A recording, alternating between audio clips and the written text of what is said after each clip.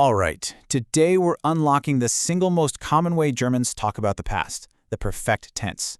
Seriously, if you've ever wanted to tell a story or just say what you did yesterday, this is the key. You're gonna need this. So here's our game plan. We'll start with the basic formula, then get into weak versus strong verbs. After that, we'll tackle the big question, haben or sein. Then we'll put it all together to build some sentences, and I'll leave you with a final pro tip. Sound good? Let's do it. You know, in English, it's pretty simple, right? I worked, I saw a movie. But if you're speaking German, you're almost always going to use the perfect tense. It's just the key to sounding like a real person when you're talking about the past. So the big question is, how does this thing actually work? Okay, section 1, the past tense formula. And I love this subtitle, the 2 key ingredients for time travel, because that's really what it is. To build the perfect tense, you always need 2 key pieces. So here it is, your basic recipe. You've got a helper verb that's going to be either haben or sein, and that little guy sits right in the second spot in your sentence. Then everything else happens. And bam, your main verb in a special form called the past participle gets kicked all the way to the very end. This creates what a lot of people call a sentence bracket, and it's super common in German. All right, part 2, weak versus strong verbs. Or, as I like to call them, the rule followers and the rebels of German grammar. So that main ingredient, the past participle, well, how you make it totally depends on if you've got a weak or a strong verb on your hands. And you can see the difference right away. Look at the weak verbs. Kochen becomes gekocht. Lernen becomes gelernt. See the pattern? It's always ge at the start and a te at the end. Super predictable. But then you look at the strong verbs, the rebels. Singen becomes gesungen. Zan becomes gazan. They end in en, sure, but look closer. That vowel in the middle totally changes. That's the real giveaway. Yeah, so weak verbs are your best friends when you're starting out. They are so predictable. You just find the stem, in this case, mach, from machen. You pop a G on the front and a key on the back. Boom, gemacht. It's a beautiful, simple formula that just works. Strong verbs, on the other hand, well, these are the rebels, right? Their signature move is changing that vowel right in the middle of the word. And honestly, there's no secret formula here. You pretty much just have to memorize them. It's like learning sing, sang, sung in English. You just have to know that zingen becomes gesungen, and that I sound flips to a U. Okay, on to section 3, the helpers, haben or sein.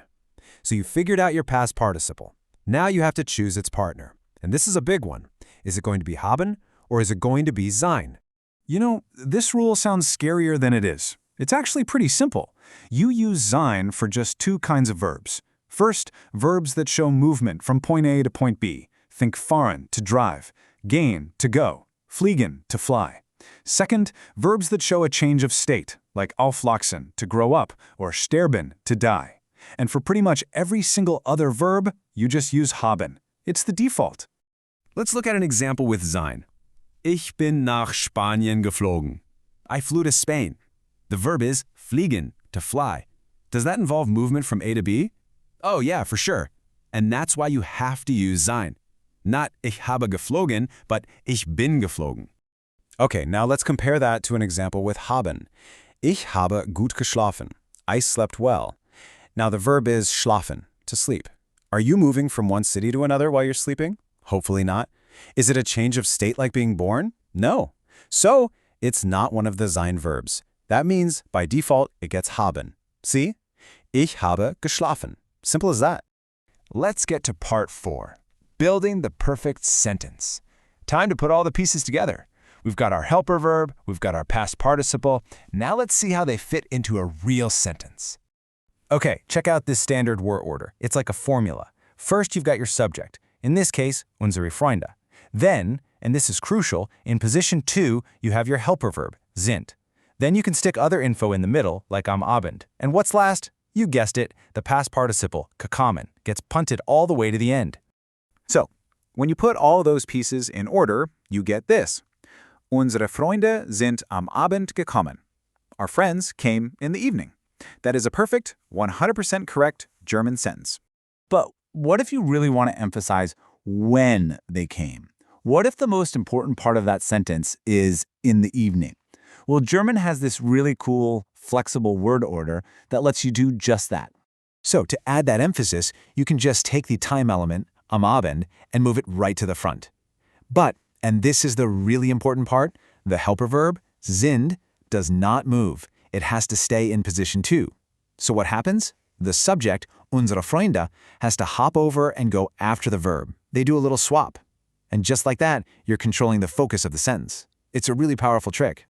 All right, our final section, number 5, a final pro tip.